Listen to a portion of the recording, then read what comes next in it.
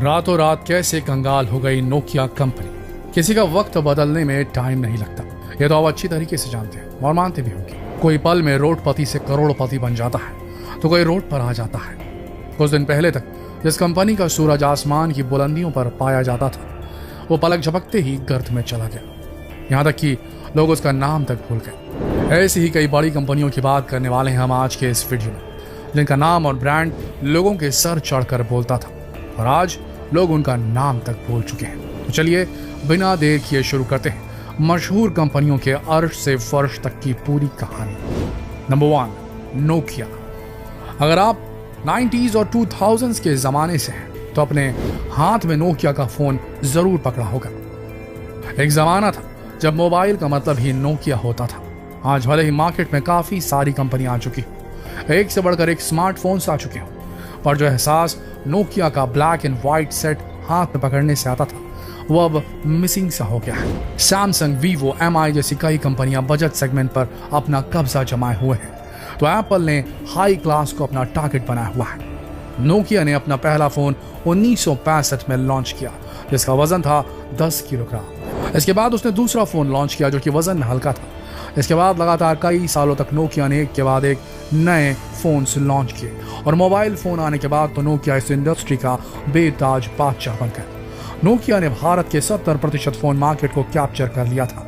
Nokia 1100 और Nokia 1110 ने बिक्री के नए आयाम स्थापित किए थे। इतनी सफलता के बाद भी आखिर ऐसा क्या हो गया कि नोकिया डूब गई। नोकिया ने बदलते हुए बाजार को नहीं समझा। वहीं एप्पल, गूगल जैसी कई नई कंपनियां उसी प्राइस पर ज्यादा फीचर्स के फोन उपलब्ध करा रही थी।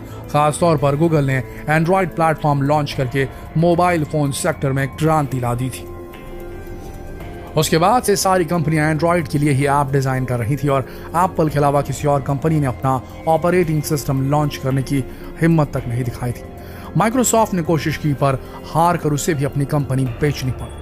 नोकिया इस रेस में पिछड़ती चली गई। उसने बाद में कोशिश की और उसके फोन्स को लोगों ने सिरे से नकार दिया। इस तरह बदलते वक्त के साथ खुद को ना बदलने की वजह से नोकिया आज एक भूला बिसरा नाम बन चुकी है और अब लोगों के जहन में केवल उसकी यादें ही बाकी हैं। तो दोस्तों, देखा आपने नोकिया किस तरीके से समय के साथ नहीं चल पाने के चक्कर में पूरी तरीके से पूरी लीग से हट गई और आज की तारीख में नोकिया कहीं नहीं टिकती आज के स्मार्टफोन्स की कैटेगरीज में। वजह सिर्फ एक थी कि उसने समय के साथ चलना नहीं सीखा, नई टेक्नोलॉजी को पहले से नहीं समझ पाई, ईज ऑफ यूज को नहीं समझ पाई। ठीक है, ऐसे ही कुछ हुआ हिंदुस्तान मोटर्स के साथ। आइए जानते हैं हिंदुस्तान मोटर्स की कहानी। एक जमाना था जब देश की सड़कों पर व्हाइट एम्बेसडर कारों का राज हुआ करता था। गरीब से लेकर हर अमीर इंसान के पास ये कार जरूर होती थी। उस वक्त एम्बेसडर कार स्टेटस सिंबल मानी जाती थी। यहाँ तक कि राजनेताओं के पास भी यही कार होती थी। टैक्सी के लिए भी यही कार यूज की जाती थी। मिलिट्री ऑफिशियल्स के पास काले रंग की एम्बेसडर कारें होती थी जो कि उनकी पहचान होती थी। ये कार ब्रिटिश मॉरिस ऑक्सफोर्ड 3 पर बेस्ड थी। भारतीय कार बाजार में 70 और 80 के दशक में एम्बेसडर कार का भरपूर दबदबा था, लेकिन 70 और 80 के दशक के बाद फिर आ गई मारुति 800। जैसे ही मारुति 800 लॉन्च हुई, उसके बाद एम्बेसडर कारों की बिक्री धीरे धीरे घटने लगी। जहां 80 के दशक में हिंदुस्तान मोटर्स ने महीने में एम्बेसडर के 6-6 हजार यूनिट तक बेचे थे, अब वो बुरी तरीके से उनकी बिक्री डाउन होने लगी। धीरे धीरे वक्त बीतता गया और एम्बेसडर कारों का लेन देन अब बंद हो गया, समझ लीजिए। जबकि लोग लगातार कारों को खरीद रहे थे, बट एम्बेसडर उनकी पहली पसंद नहीं होती थी। यहाँ खड़ा धीरे धीरे कम होता गया। साल 2013 के आसपास से राजनेताओं यानी कि पॉलिटिकल हलकों में भी इस कार से दूरी बना ली गई और एम्बेसडर कारों का चलन धीरे धीरे पूरी तरीके से समाप्त हो गया।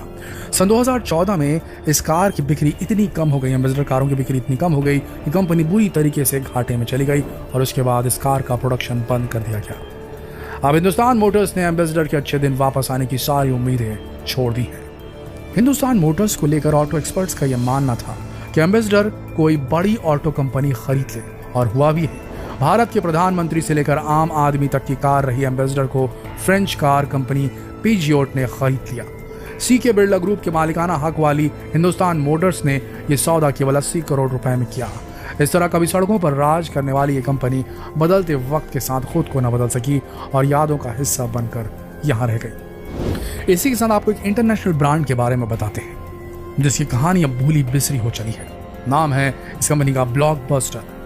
ये कहानी भी एक ऐसी कंपनी की है जो वक्त की रेस में काफी पीछे रह गई और आज लोगों को इसका नाम भी याद नहीं है।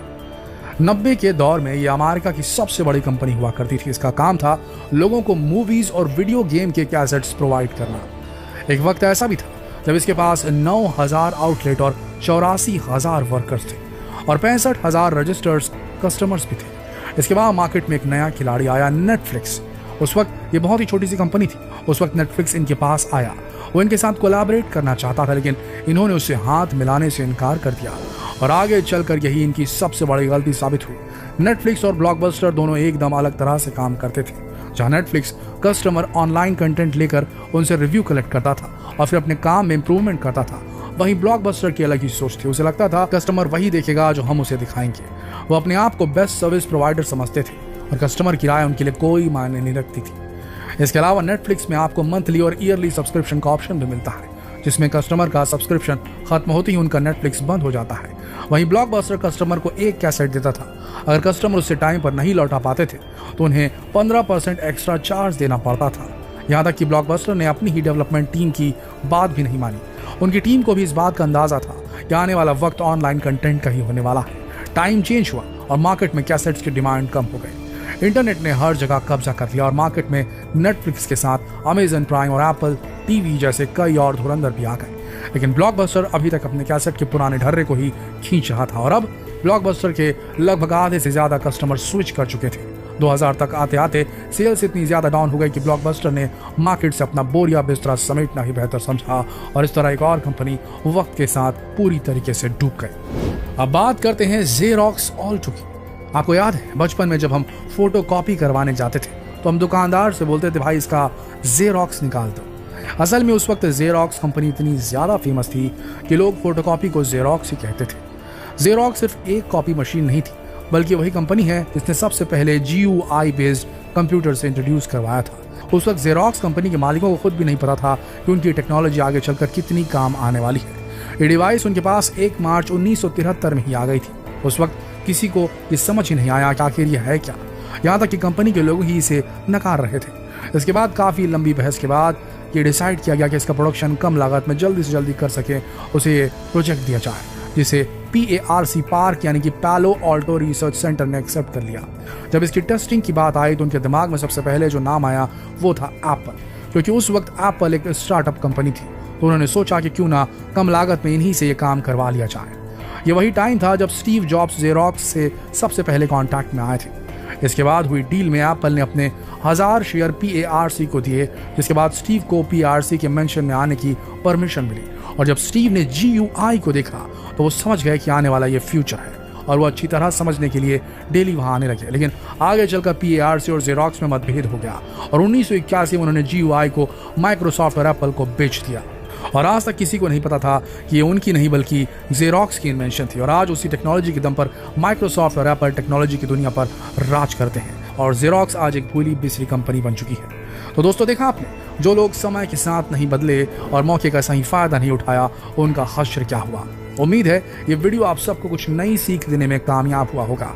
तो पहचानिए अपनी काबिलियत, समझिए अपने ऑडियंस बेस को, अपने कस्टमर्स जिन्हें आप सर्विस दे रहे हैं उन्हें, और जिस किसी भी इंडस्ट्री में आप हो वहां एक्सेल कीजिए। सबसे बेस्ट कंटेंट ही दीजिए उन्हें, सबसे बेस्ट प्रोडक्ट, सबसे बेस्ट सर्विस दीजिए और आप अपने फील्ड में राज करेंगे। जितना हो सके इस संदेश को देश भर में शेयर कीजिए, फेसबुक पर, व्हाट्सएप पर, यूट्यूब पर, हर युवा के साथ। कल फिर मिलेंगे एक और दिलचस्प वीडियो में। तब तक के लिए मेहनत करते रहिए, चलते रहिए। धन्यवाद।